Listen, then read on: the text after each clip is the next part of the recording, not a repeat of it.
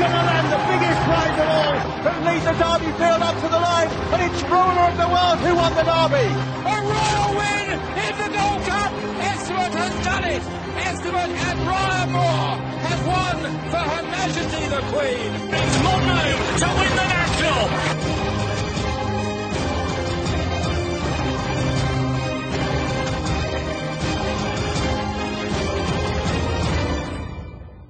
You're listening to Picks from the Paddock podcast. So obviously, since last weekend, Trainer Cricket Head has come out and originally said that Treve was going to be retiring. But Ascot have had a change of heart and they're going to go for the third arc. Good move, bad move, Chris? I think it's an interesting move, a little bit confusing, looks a little bit amateurish if you like from Ascot Racing. They did similar with Olympic Glory, who was also impressive in winning that day.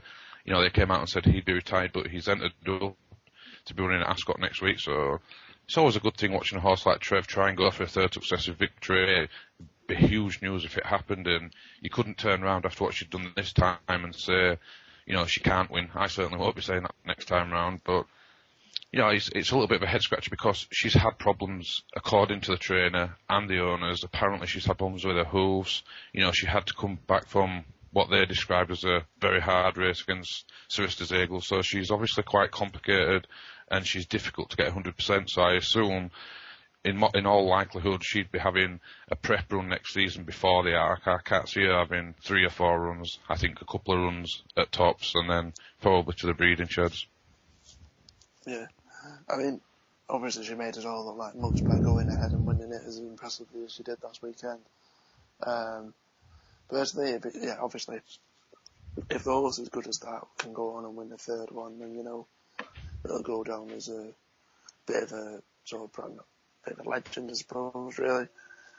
But I'd argue that the arcs that it's won haven't been overly impressive, but if it can do it 3 times, then sure, you know, why not? But Dave, you've got a bit of an angle as to what you think the horse, the way you think the horse made the campaign next year as well. Yeah, I can see her going to the race she ran this year, once she flopped in this year just a month ago, and then straight to the Arc, kind of a bit of a too vague way of doing things.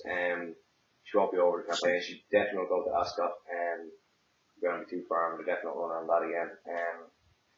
And she's completely aimed at the Arc. Like, if she wins 3 arcs, like I know you say, Rory, like, you weren't the best arc. The way she won the last 2, she's clearly the best mare that we've seen probably in the last 10 years or so. If she wins a third one, she'd be one of the greatest of all time, in my opinion. I mean, sort of the way I've kind of like said that, but I'm kind of now thinking, I'm going to backtrack quickly now, is that how highly could you rate a horse that's trained solely for one race? We'll use Quavega on the jumping side of things. You know, she was trained and aimed specifically at one race only, and she went and did it impressively, but at the same time, how highly could you then rate that form? You know, alright, the Arc is a big Group 1, world-renowned race with a lot of good horses that are entered, but the fact that she's only winning that race, could you then class it as brilliant form, or, you know, would you rather have had, I know See the Stars is like a world beater, but, you know, See the Stars, you can see it won an Arc, but it also won a Derby, it won a Guineas, it won, you know, multitude of other races as well. You know, so you'll say, well, it wasn't just one horse, a one-hit wonder sort of thing for one race. It did it multiple times at different races, different distances, different courses. You know, do you know what I'm trying to say? I know what you're trying to say. But like the thing is, each horse is different. Obviously, See the Stars was completely straightforward and wanted to race every time and was easy to get ready for races. Whereas Treve clearly only comes to go at certain times of the year, kind of thing. And like, you have to kind of, the way I kind of look at it with Vega and Treve is like they're a class above. They don't need a prep run. They don't really need to be running all year round. They can just show up and win and stamp their authority in class on certain races. Well, in that case, I played over that because why did Quevega never go for a world hurdle? Why would she need it? She was winning. It probably wasn't good enough to win a world hurdle, especially against big books. But like she beat the boys numerous times, bunch of times festival. So I don't know, just went for the Dave Nicholson Mars and that was it. Or the LGB now as well. Yeah. Thoughts, Chris? Yeah, it takes a little bit of the luster, it takes a bit of the luster off it. It's not really the biggest story. When you see horses like Treve turning up to Ascot and, having their backside spanked, losing in trials, it's frustrating from a punter's point of view because it's very difficult to back a horse to go through the Arc, one of the biggest races in world racing, after it's been beaten. We all slagged it off after the numerous prep runs it happened. None of us thought it was do what it did last weekend, and that was based on the fact that it had shocking runs beforehand. Yeah, well, so, obviously she must be difficult to get right. She's obviously had issues. I mean, it's not like we hadn't been told she'd had issues at home. We've touched on before she had problems with her hoofs, I think. So the issues, they were known, but, for us to perform the way she did in the Arc itself, that was just a dominant display. It was a brilliant display, to be fair. One of the better displays in recent years, in all honesty. But, the luster thing, it doesn't look great when they're having just basically keep you fit runs. If they can just aim specifically at the Arc, they may as well do most of the work at home, pop her in a trial. And we've touched on before, French trials are untrustworthy. If they're just going to go for the main event, that's fine with me, but, there's no need to be going around making excuses. It's where the whole situation's being handled that makes it look a little bit worse than it needs to. I mean, a lot of people are saying it's an amazing training performance, but the way I kind of looked at it, and don't get me wrong, to be able to get that horse to win an Arc is great, but couldn't you also say and turn it on its head and say, well, hang on a minute, you're entering a horse into races, whether it's prep runs or otherwise, one, either knowing it's going to lose, or when it's very, very substandard and injured. Doesn't that make that quite a bad training decision up until that point? Yeah, of course it does. I mean, I wouldn't say that a horse of her, of her value, her career at stud, she's going to have an amazing stud career, and she's going to cost a lot of money. So you wouldn't say she'd been running injured as such, but, unfit or, not fit enough to do herself justice, definitely. I mean, then you have to turn around and say, well, that surely is a poor training performance, but, if you go to the Arc and you win it after everything that's happened, they're all going to say it was a great training performance and forget what's happened in the build-up. It makes it look a great training performance, and, like I said, I prefer her just to have one prep run. She could come stone last for me and go and win the Arc. I just don't want to see her paraded around the world losing in races she clearly can win, if at her best. Exactly. I mean, I might be come across a bit harsh here, but if that was my horse and I didn't have the fleet that Ascot Racing have, and it was such a precious superstar horse like that, and the amount of excuses that has come out of the trainer's mouth as to why it lost prep runs, why it didn't run so well, and it was all, something was wrong with the back, something was wrong with the hooves. If I owned that horse, I'd go, well, why the bloody hell are you running it? Surely that could cause more damage. Maybe that's just me, maybe that's just a bugbear on my part, but I'll ask the same that I asked Dave as well. If it was to go on and win a third Arc, how highly would you rate her? She'd be, without question, the greatest mare of all time. You can't denigrate a horse or a performance of winning the Arc. It is a huge effort. And, there were some good horses in this year's Arc. Dart Classic winners left, right and centre. Group 1 winners all over the place. So the form of that race, it's quite good. You can't knock it really. You can't knock an Oaks winner, a King George winner and a Derby winner. It's very difficult to tear the form for that. So yeah, she'd have to go down winner as well. Time. Absolutely. Winner of greatest of all time. Yeah, no doubt about it. Mares are notoriously difficult. From 3 to 4, it's a big year for fillies and mares to go from 3 to 4 or from 4 to 5. It's very difficult, and they're not really bred to race. They're bred to do something on a race course, and then go to the breeding sheds. That is where her value lies. Yeah, I agree with that. Oh yeah, definitely in terms of mares. Right, you know what, I'll put you both to the sword now and I'll say the same. Does it win next year, yes or no? No. No. I'll say no. I'll back against it as well. Especially if prices. I couldn't have it as short as it is right now. I mean, regardless of that, you know, this isn't a tip. You know, it's going to be a ridiculously short price because of what it's done previously. But if you had to pick up, well, we're not going to see the 3-year-old, are we? But you know, would you say it wins next year? I mean, I wouldn't not necessarily back it. I just think there'll be something that'll beat it. Yeah, I just don't think it's that good a horse. I think it's hard to say she's not that good a horse. I think in all likelihood she's going to be a lot bigger price because I can't see her having the campaign like she had this year. I can see her having one prep run, and she's likely to get beaten in it if this year is anything to go by. So she's likely to be a lot bigger betting price next season. There's no way I'd be touching her. Bigger than 11 to 1? Bigger than 11 to 1 at the off? She's trading at 6 to 1 now, though, isn't she? She's trading at 6 to 1 favourite now, though, isn't she? Which is far too short. She's definitely going to get bigger than that because you're likely to have a Derby winner in it, maybe a St Ledger winner, an Oaks winner. You know, you're going to have a multiple Group 1 winners. The classic generation next season, they always go to the head of the market, so it's more than likely it'll happen again, and she will definitely get bigger in price, in my opinion. I'll tell you now, it's not winning next year. I'll just tell you now. Save your money. I'll tell you the winner next year. Found will win the Oaks. Will win the Arc next year.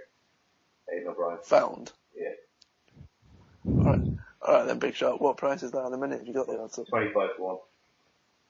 25 to 1. You've heard it here first. With a year to go, there's anti-post and there's anti-post. Well, what we'll do, we'll talk more racing after this break. You're listening to Picks from the Paddock podcast. Want to own a racehorse? Pay as little as £10 a month and join Picks from the Paddock Racing Club. Get involved and own a winner. Welcome back, folks. Due to what's been a ton of rain and a ton of non-runners since Sunday, we've now had to fast forward to Wednesday, and we're going to look ahead to Friday's Newmarket meeting and also Champions Day at Ascot on Saturday. Kicking off at Newmarket on the Friday. First race we want to have a look at is the 255 Middle Park Stakes. Ivor Wood's red odds on favourite. Only 7 runners now in the race. Is it any value at favouritism at all at odds on, Chris?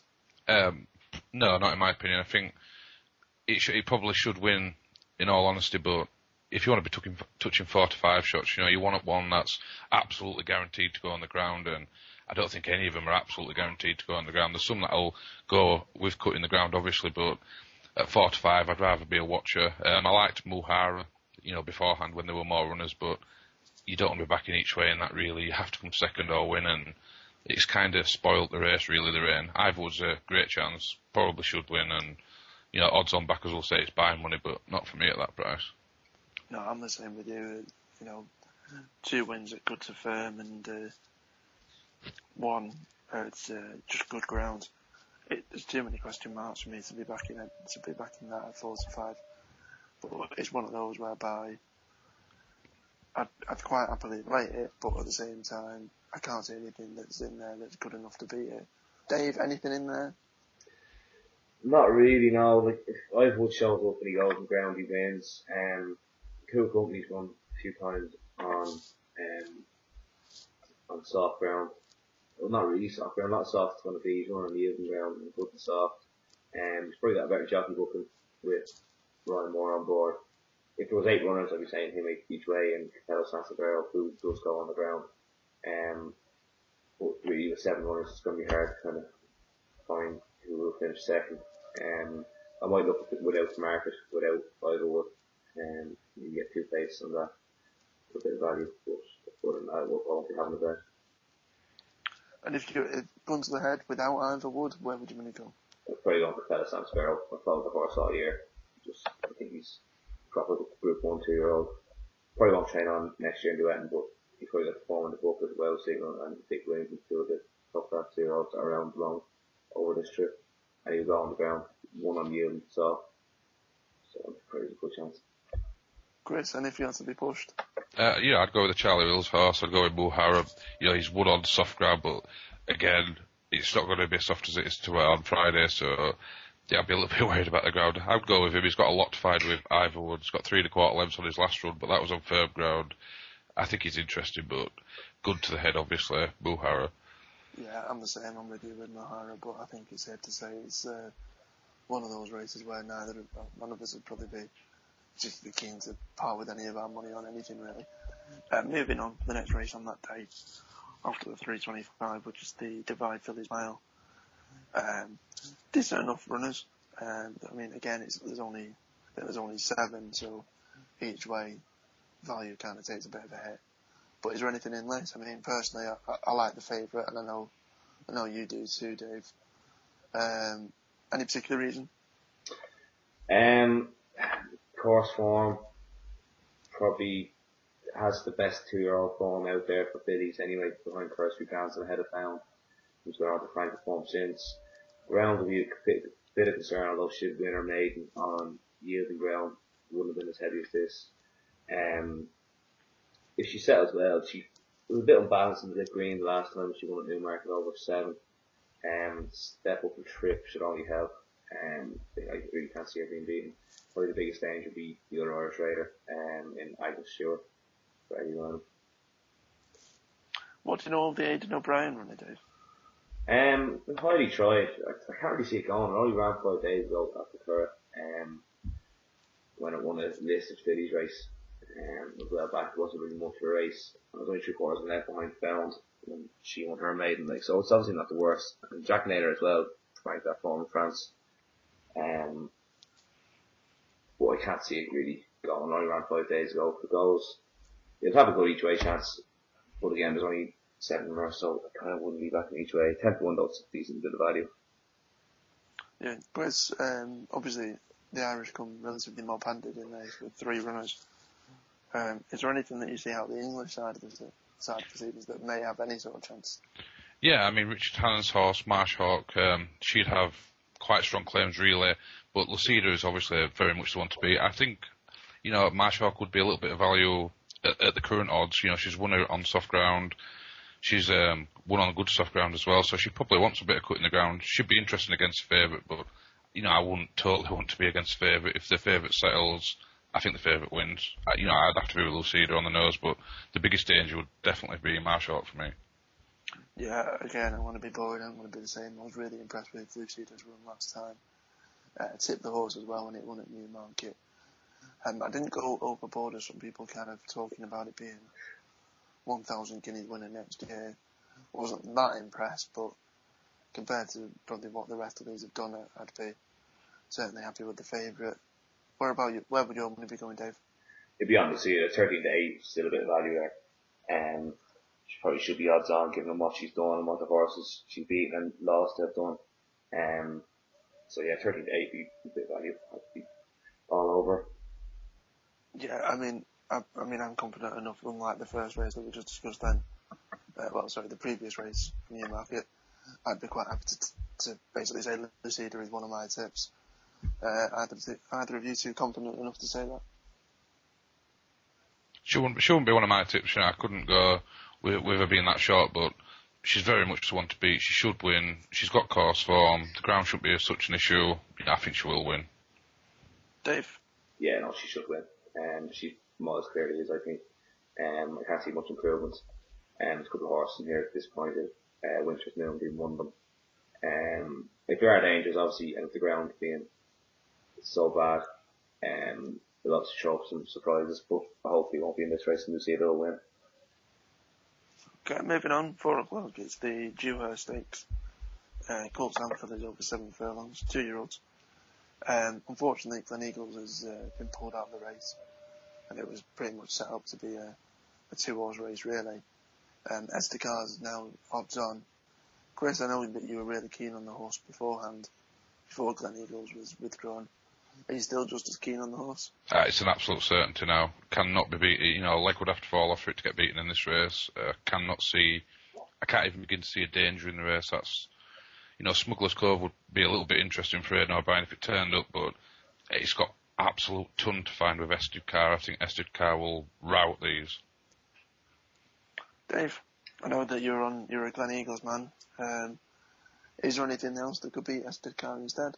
I can't really see it now, to be honest. Ested Car probably has the best form of the race now. Like, Dutch Connection didn't have that much to find with Glen Eagles on Irish Champions weekend. Was beaten third there, and Johnson good form before that. Smuggler's Cove won a list race at Dundalk, which probably isn't the best form going into this. The Johnson horse is interesting enough. He's on a bit of a roll. Course and distance winner.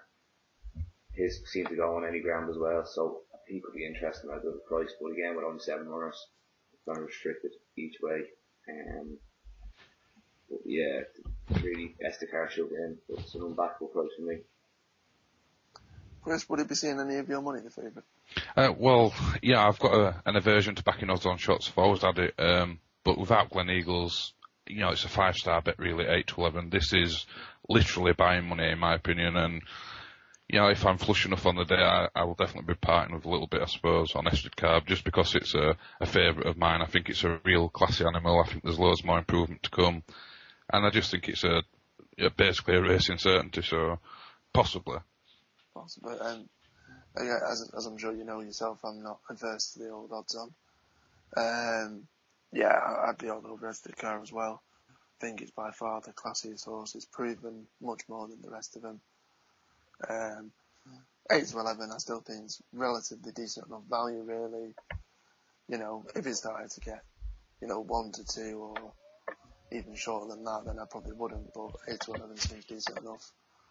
And I'd probably put that down as a selection for the 4 o'clock at Newmarket. Last race on the Friday, the one I'll look at is the next, which is the 4:35, which is the Challenge Stakes. Anything in that takes your eye, Dave? There was before the ground went. Alpha Gear was interesting to me. It was Mike Patrick Doncaster, and Julie followed up since, but he's run some bad races, she had run some bad races on soft ground before in the Irish Guineas, so I couldn't really be having on the ground.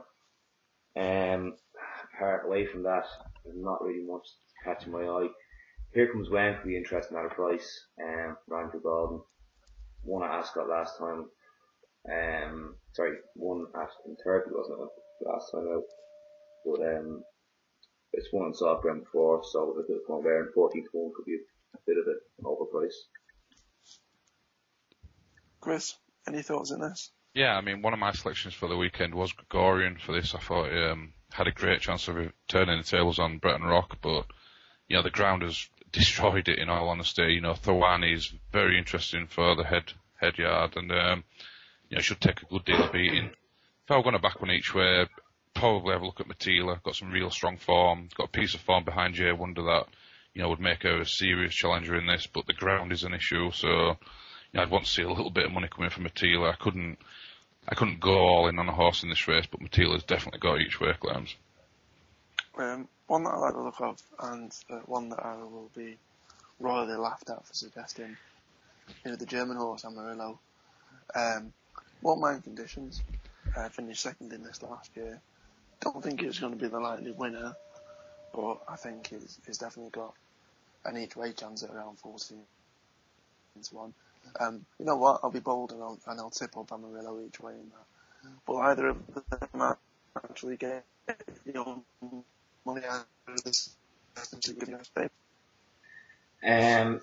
probably have a small each way bet, and Here Comes When, just given the soft ground form. It's probably not one of the strongest bet. There's dangers everywhere, but Here Comes When be a reluctant bet. Chris? Yeah, I'd probably have a few pound each way on Matila, just for the sake of, it's done me no harm all season. I think Amarillo is a very interesting contender on the ground. No issues with the ground. Probably a big player. So, maybe that's even worth looking at around the 14 to 1 mark. So, that's our thoughts on the 4 races at Newmarket. We'll come back and we'll talk about Ascot after this break. Visit picksfromthepaddock.co.uk. All you need for racing. In association with Sportsbook UK. Best odds guaranteed, on all UK and Irish racing. Welcome back. So now going to jump straight into Saturday's action with the races on Champions Day at Ascot.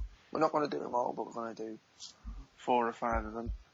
We're going to kick off with the 145, the Champions Long Distance Cup Group 2 race. Leading Light's the current favourite at 2-1. We've got the likes of Estimate in there, the Queen's horse. And we've got Dermot Weld's Forgotten Rules, who seems a relatively interesting winner. I want to throw my hat into the ring with this. I do like lots of Leading Light. I think it's definitely the one to beat. He's had a reasonably tough season despite only having 4 runs though.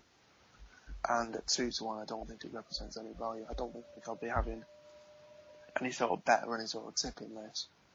Guys, your thoughts, Dave? Yeah, if Leading Light shows up and shows that he's at the form he was, I don't think he wants heavy ground. He won the maiden on heavy ground. He finished 12th in the Arc last year behind Treve on soft. He doesn't want the bottoms, won't suit his run style. He stays forever, but he's too slow to be on soft ground. I do like Forgotten Rules. He's so unexposed. Only had 2 runs, 1 in a bumper and 1 at Galway where he beat a 103 rated horse. So he's clearly better than that, easily better than that. And it's interesting the 4th one, but I do think Leading Light will come out and Forgotten Rules will be too short to have a bet on. The one I'm going to put up is Whiplash Willie. Hopefully David Colbert can give him a decent ride this time. Last 3 runs or so, he's kind of left too late and hasn't quite got there. Slow ground might just hold up the horse in front of him and he might get through it quick enough to catch them. About 11-1 mark is the each way value. Chris, anything in there for you? Yeah, I mean, it's slightly boring. I agree with everything you've said on Leading Light. I think, if the ground was half decent, he'd be a certainty at them prices. He stays all day, but I have concerns about him turning up. And, again, Forgotten Rules, extremely interesting horse for Dermot Weld, but, there's going to be no value if Leading Light turns up. So you have the Queen's horse, I suppose, Estimate, guaranteed runner, got some very strong form. But again, you're looking at the prices. I wouldn't want to be anything too short on this ground. I think Whiplash Willie has got a great each-way chance. Agree with Dave on David Pro, but, shocking ride he gave it in France last time. Fell asleep in a race which Ryan Moore stole from the front. He's definitely got chances. He should go on the ground. Shouldn't be an issue to him. So he could probably run on for a place. But, I think Forgotten Rules would be very much the one to beat. Would it be seeing any of your money, though? Well, it's price dependent. I mean, at 4-1, I'd be quite happy not to bother. That's on the premise of Leading Light turning up. If Leading Light he doesn't turn up and Forgotten Rules is around 3-1, 5-2, still an interesting bet.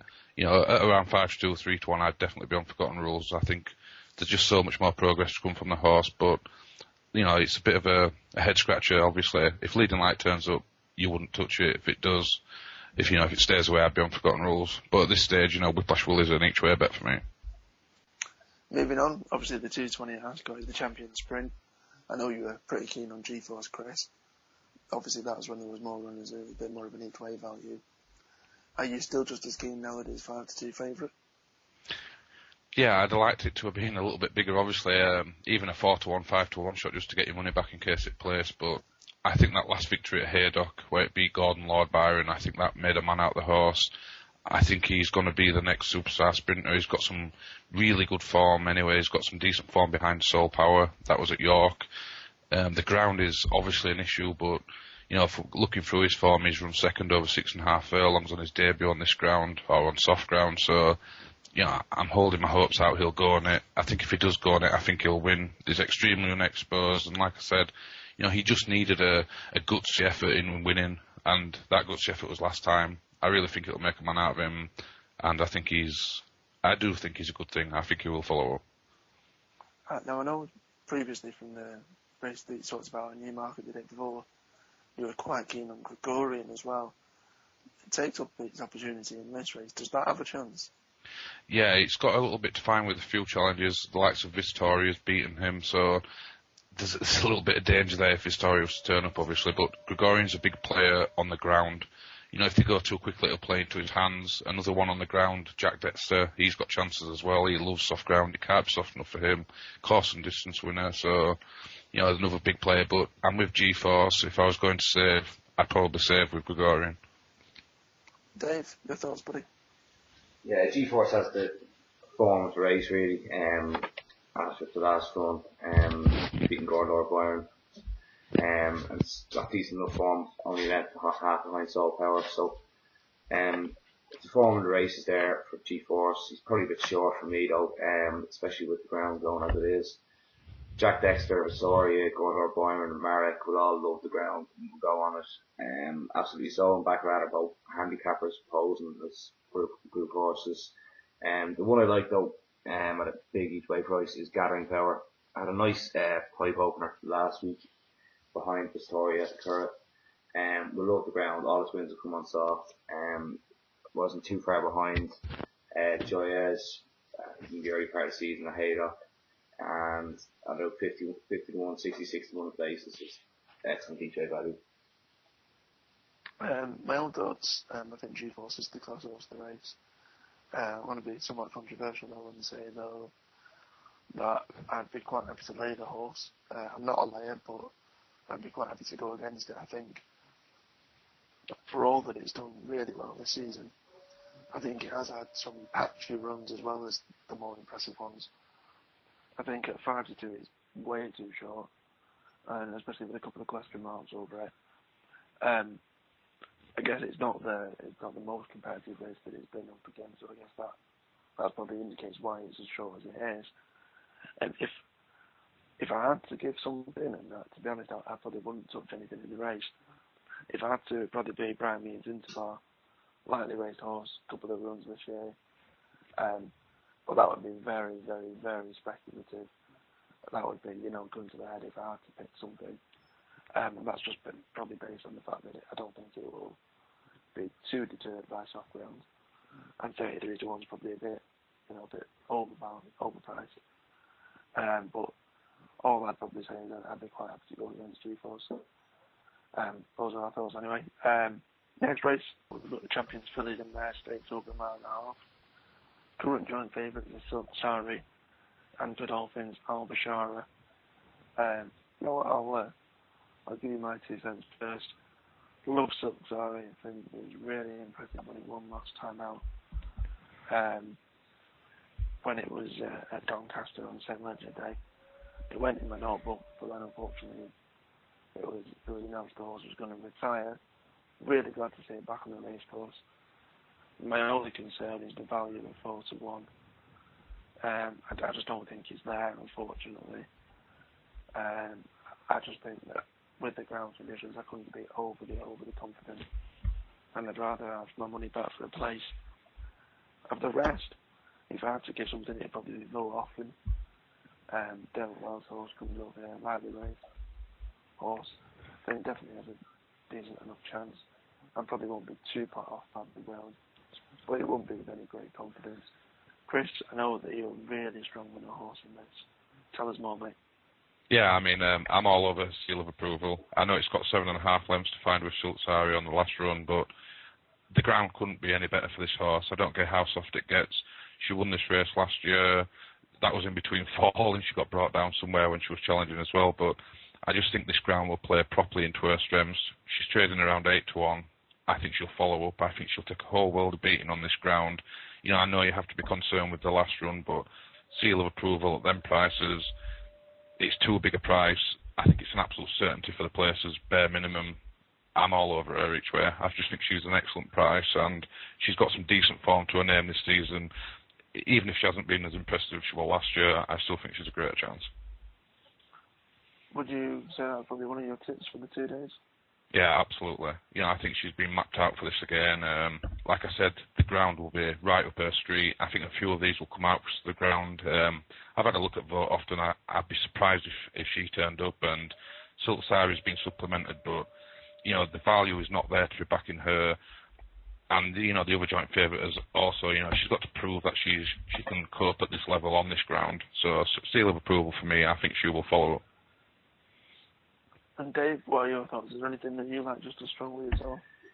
No, it's not really a betting race for me. I did like Chiquita, but there's no real value in her price. Given the 4 run she ran in the Arc, not following up behind her run behind her Pasha.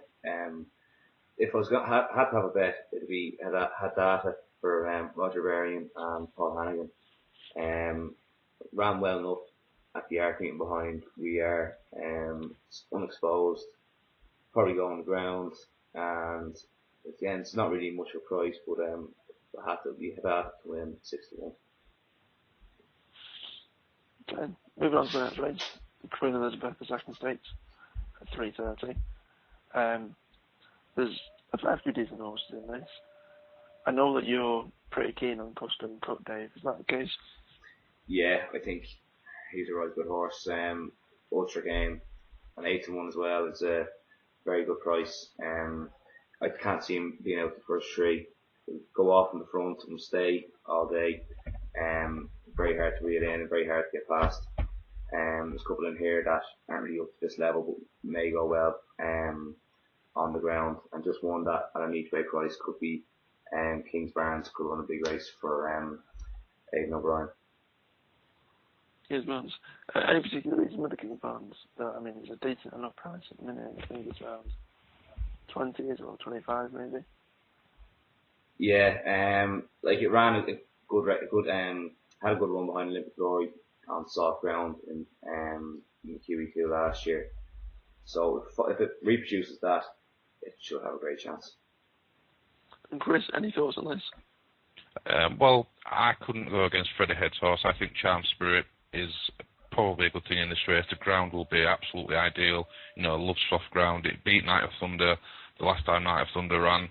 So I don't see any real reason why that form would be reversed on this ground. You know, Toronado was also close up in a race against Charm Spirit, but I think Charm Spirit's an idler. I think there'll be more to come if it's strongly challenged again. And, you know, 11-4, I couldn't put anybody off Charm Spirit. I think he's very much the one to beat. He should get a good pace to run at as well. So, yeah, I think Freddie Head's horse will win it. My own thoughts, it's a race I probably won't have a bet in. I've kind of heard in the morning from last time when I looked at Custom Cut and went, we won't win another on the bounce, and it duly did. So I'd be wary of going against it, but it's a very sort of wishy-washy race for me, really. It's lacking that sort of real depth in class that I guess a lot of the races are on Saturday. All I'd probably say is I won't be having a bet in the race, but Night of Thunder is joint favourite at 11-4. I'd give you whatever price you wanted about that horse. I just cannot see that winning at all. Do you think I'm probably right on the estimations there, Chris? I mean, yeah, I don't see any case for Night of Thunder at all. Yeah, of course you can. I mean, the horse is a Guineas winner, but on completely different ground, and you know it beat Charm Spirit in that Guineas. I just worry about the ground. I think you know Charm Spirit is going to love that ground, and at these prices, there's no real reason for a form reversal. You could say the course could bring something, you know, different out of Charm Spirit and Night of Thunder, but yeah, I think at the odds Charm Spirit makes 100% sense. I mean, you know, since we're all having to give something, if push came to shove, I'd probably say Must Achieve the Dermot Wild horse. As an each way, that better value is 16-1, but again, no great confidence in that. Carrying on with the rest of the action of the day, move on to what is seen as the sort of main event of Ascot's Champions Day, and that is obviously the Champion Stakes over 1 mile 2. We've got current favourite French horse, Sister Zales. I'm of the same opinion that I just can't see it being beaten. Chris, what's your thoughts? This is a great price for the favourite. You know, trading at around 5-4, Sister Zales has absolutely nothing to beat. I can't possibly see it being turned over. You could argue it's had a tough enough season, but it's been strong at this time of season before.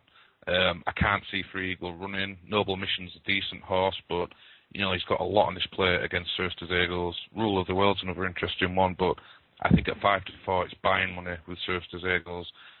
I can't see it really being strongly challenged. I think it'll win comfortably, easily. Dave? Yeah, same opinion as Chris there. Sister Zales should really win. Free Eagles must be a doubtful runner. Such a fragile horse, I doubt try and run him on this one. He's got so much potential to run in the big 1.5 races and 10 furlong races next year.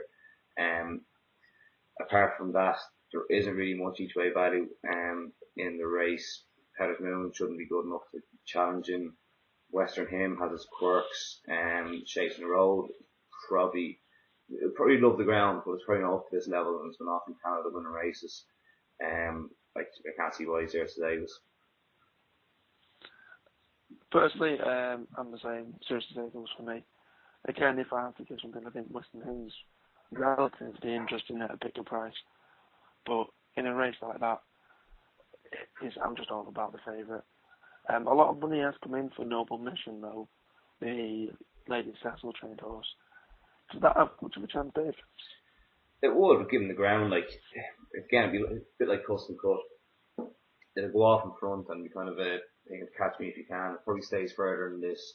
We'll go on the ground, and James will be pushing him out from the start. And if he can get a decent enough lead, it'll be hard enough for even the great Series today to get to him, get by him before the line. But again, the each-way value is gone on that, and it wouldn't be having for the win. Yeah, I think it was pretty much. We're all pretty much of the same opinion that the French horse is definitely the one to be on. I know that I would class it as one of my tips for the 2 days. Would it be yours, Chris? Yeah, it's an absolute certainty. It's 5-4. It's the best bet of the week, in my opinion. I can't see anything getting it off the bridle, to be perfectly honest. I think Noble Mission will go from the front, and it could run into a place, but 4-1, you can't be backing 4-1 shots each way. There's just too much value to be had with Suis Eagles, and I think he'll collect easily. Let's move on to the next race as well on Champions Day, which is just bringing it up now, guys. Balmoral handicap, the 4:45. It's a 1 mile handicap. We've still got 20 odd runners, near enough 30 odd runners in the race. It's going to be a bit of a minefield. You know what? You're the handicap king. I want to leave it to you, Conway. Start off. Where do we go with this? Well, I think Chatters for Alan King has got an absolutely great chance. I think he's probably been mapped out for a race like this. The ground will be no issue. Alan King's horses are going really well, so great chance. I think he's a real big player, and I can see him winning. Another one, Levitate, a little bit of a questionable season for such a high quality handicapper. He prefers Doncaster as well, which is a little bit concerning, but he's £3 well in now. He showed plenty of encouragement last time with his run. And I think at double figure odds, he's a great chance to run into a place. One thing I would say with Levitate is you want to be watching at Doncaster, because he's more than likely to turn up there at the end of the season, and he'll take some beating. So I'd be willing back here as well. I'd go with Chatters and Levitate. I think they both got great chances. Dave, if you have to pick two out of the list, where would your money be going? One would be for Mark Johnson horse in Almargo. Ran a great race in defeat on Irish Champs weekend behind Barwes, who was following up from win at Galway. It won't mind the ground. Golden soft, pretty go from the front, and it's been running all the big handicaps this year and been running with credit. At the other end of the scale, you have to be looking at Velox each way as well for Kamani. Ran a great race last time out, about 3 weeks ago, in the Cambridgeshire, won his side, and kind of got left behind by the near side. He'd have to go well again. He's been running well in all the big handicaps this year, so them two for me, Almargo and Velox each way. Yeah, I'm going to agree with you there, Dave, as well. I backed and tipped up Velox when it ran last time. It was really unlucky because it absolutely trounced everything on the near side, but just found, 1-2 good on the far side, I think, which was Bronze Angel. So I'm definitely with you on Velox. If I had to go for another one, it's a horse that it's changed hands recently. It's gone to the David O'Meara yard from the new car stable. It's not been that impressive this year, but I just think the horse is starting to come off a decent enough mark, and just has something in the tank for this year. It may not be this race, but I'm going to persist with backing the horse, and that'll be Fort Bastion ridden by Daniel Tudhope. Those are our selections anyway for that race. Now, before we say goodbye to our listeners, just ask the guys for their 3 or 4 selections over the few days. Give your mind first. On the Friday, I can't see anything beating the likes of Lucida and Esticar. I know they're both favourites, it's a bit boring, but I just can't see either of them being turned over. On the Saturday, sticking with a favourite, I do like the look of Cirrus Those are another that I just can't see anything really in that race that has enough about it to be able to overturn them. So maybe do those 3 in doubles and trebles. If I had to give 1 or 2 a bigger price, I'd probably go Amarillo, the German horse, and Velox in the last at Ascot. I think both of those have really good each-way chances. Got to come to you first, Chris. Where would your money be going over the Friday and the Saturday? Well, I think Esticar is an absolute certainty in the Dewhurst. I don't like giving odds on shots, but I see no real reason not to. Esticar will win. Moving on to Saturday, I think the Champion Stakes will be won by Cirrus des Eagles. I think he's a very, very good bet. And at the odds, 5-4, you just can't turn your nose up at him. I think G-Force will win the sprint. I think he's got a great profile. And, he's a little bit short, but you could put him in maybe with a treble with them lot. I also like leading, Seal of Approval in the Mares race. I think she's a great chance.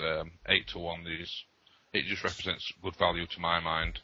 And, moving on later into the day, the 2 handicappers I mentioned, Chates in the Balmoral and Levitate, I think they've got fantastic chances as well. So they'd be my small group to back. And finally, Dave, where would your money be going over the 2 days? Right, I'm going to be a bit cheeky here and have an each-way lucky 15. First one is Here Comes When in the Challenge Stakes on Friday at Newmarket in the 4:35, and then in the Long Distance Cup, the first race at Ascot on Champions Day, Whiplash Willie about 10-1, again Francis Alden. And the third horse will be in the main race of the day in Custom Cut at about 8-1.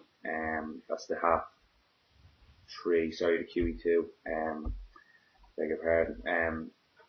Custom Cut about 8-1, and then in the fourth one will be a big outsider. It will be Gathering Power at about 50-1. With 4 selections from each way, looking 15. Heard it here first, folks. Those are our selections. Hopefully they do you a good turn and you're getting some money.